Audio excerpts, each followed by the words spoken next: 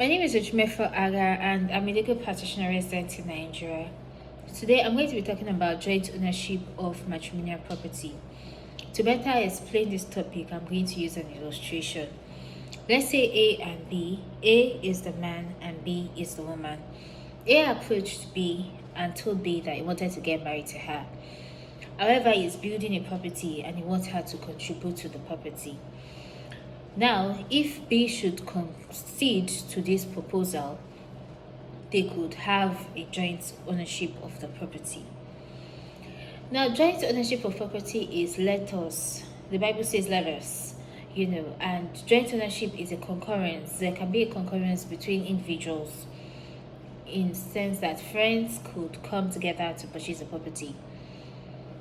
Family members could come together to purchase a property, and it's done because of a variety of factors. One of the factors is to avoid issues of probate. Because if one of the parties should die, the other party will just continue to exercise interest in the property.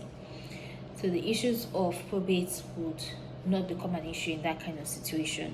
So joint ownership of matrimonial property is the ownership of property between a spouse, between two parties who are in a matrimony, two parties who are married. Now, the court in the case of Onya and Waigwe stated that joint ownership of property is the ownership between two parties where the parties financially or materially contribute in the ownership of the property. So in this case, the court is saying that there has to be financial or material contribution. However, we have seen also in cases that a party that is not even married, they are not married, but in anticipation of a marriage, a party could give to the other party a property. That one is deemed as a gift. Now, there are four schools of thought when it comes to matrimonial properties and how they are settled in times of a divorce. Because sometimes when we're looking at gathering, we should also consider scattering. So there are some times where the parties can decide to go on their separate ways. So there are four schools of thoughts when it comes to this. The first school of thought is saying that the parties, whatever they bring, whether it is during the marriage or before the marriage, it is individually owned by them. That is the first school of thought. The second school of thought is saying, okay, whatever you have before the marriage belongs to you. But once you come into the marriage, it belongs to the community, it belongs to the communal parties, communally belongs to parties. And that school of thought is saying that whatever you bring to the marriage belongs to us as long as there's still dependency of that marriage. But when the parties now separate, it now belongs to them individually.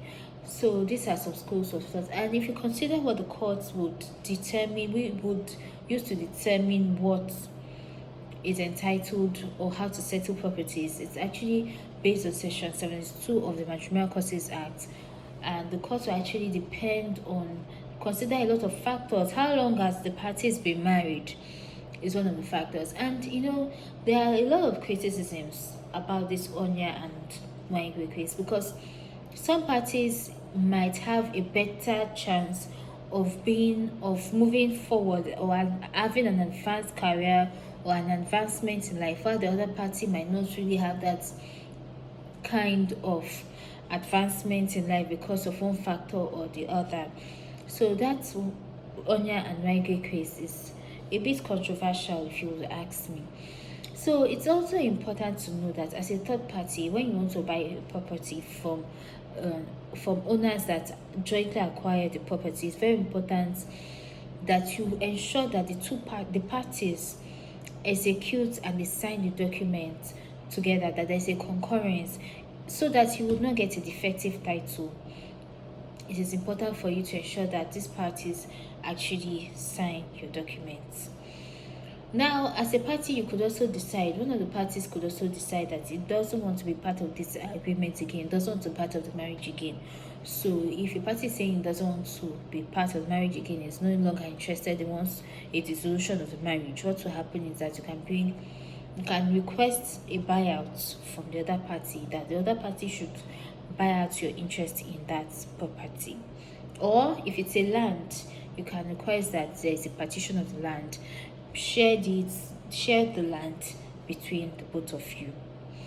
Now, joint ownership of property is not totally a bad idea. I mean, if the marriage is going to work, it is not a bad idea. It now becomes, well, a questionable idea when there are issues in the marriage. But it's not a bad idea, but there are some things you should ensure. Number one, you should ensure that your name is on the title document, is on the title document, like the deed of assignment, whatever title document that you have procured. Your name should be on the title document. Now, the second thing is that there has to be contribution. You, as the other party, need to ensure that you contribute, either financially or materially, to that property. Number three, your contribution should be well evidenced and well spelled out. So it is not just about you just providing money that you cannot prove at the end of the day. There has to be some sort of evidence. Maybe it is evidenced in a paper, or it is evidence somewhere. If you have a witness too, maybe the plumber who was doing the plumbing work saw you going to the property frequently, apart from your evidence, your documentary evidence, if the plumber too saw you going to the property frequently to view the state of the property, when you want to call witnesses in court, it is also very relevant.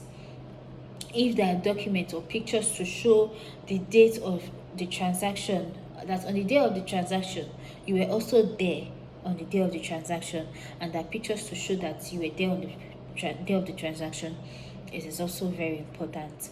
So another thing is that you also have to ensure that, apart from your name being on the title document, your contribution, the percentage of contribution, is clearly spelled out. So if you're contributing 10% to the property, 20% to the property, your contribution is clearly spelled out. Thank you very much.